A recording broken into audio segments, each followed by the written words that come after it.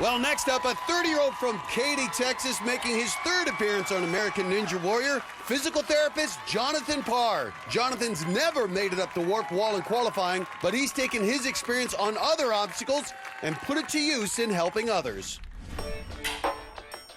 As a physical therapist, I work with anyone with a neurological injury, so a brain injury, a spinal cord injury, a stroke. So I started thinking about how can I transform the American Ninja Warrior into a recovery program.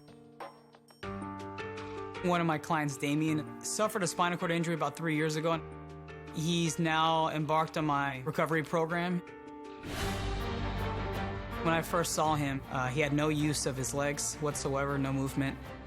Jonathan works wonders for my recovery, to be honest with you. Moving forward, as I'm trying to get my butt, back, and legs stronger for the walking process, he makes a big difference for me day to day.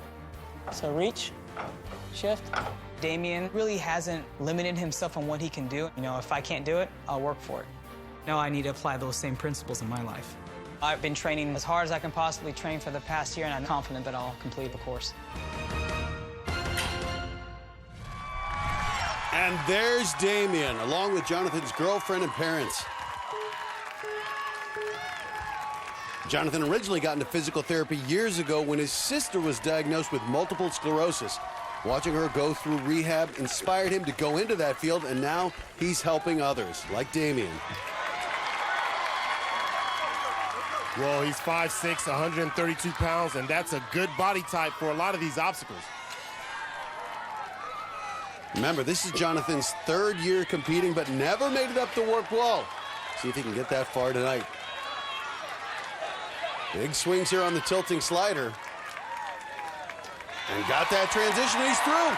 Big crowd out here tonight to see Jonathan's run, and they are loving what they're seeing. See his shirt there, the Flying Squirrel. It's a nickname his friends gave him after seeing him train. I love this guy's style. Look at his haircut. You can see there he's got ANW 7 shaved right into his hair. And ahead for a slide across the lawn. Safe.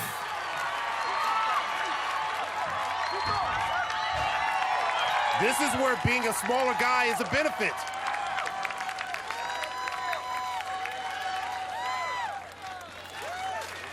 Looking very methodical here. You can tell he's thinking about every move. Very intelligent guy. Jonathan actually invented a special walker for people with spinal cord injuries.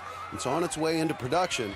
Though he is inventive, obviously putting a lot of thought into this cargo crossing. Easy, wiping his hands. You got to be careful. Every single second you spend on that cargo makes it harder to make the transition. He makes it.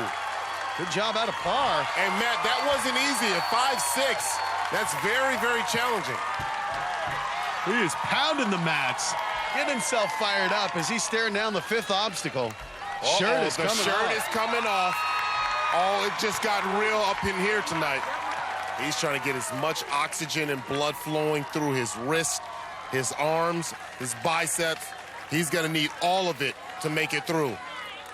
Last year in Dallas qualifying, Jonathan fell on the ring toss, the fifth obstacle. Does not want history to repeat itself here tonight. Very methodical here on the spikes, but look at those wide eyes. His energy may be getting depleted here, needs to keep moving. Now, this is the time when you start mapping out your dismount. Those arms are burning, the back muscles are shaking. There it is.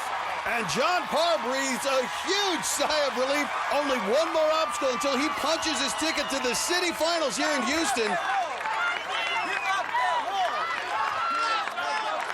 But Jonathan's never made it up the warp wall. 2 years ago, failed on it in Denver. Well, it's payback time, Jonathan.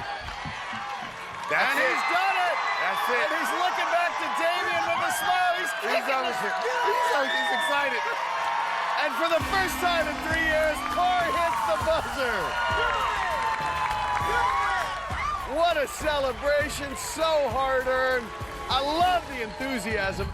Well, first, let's go back to that slide at the end of the spinning log. Looks like he was going into second base. And then he makes it up the wall to become our second finisher of the night.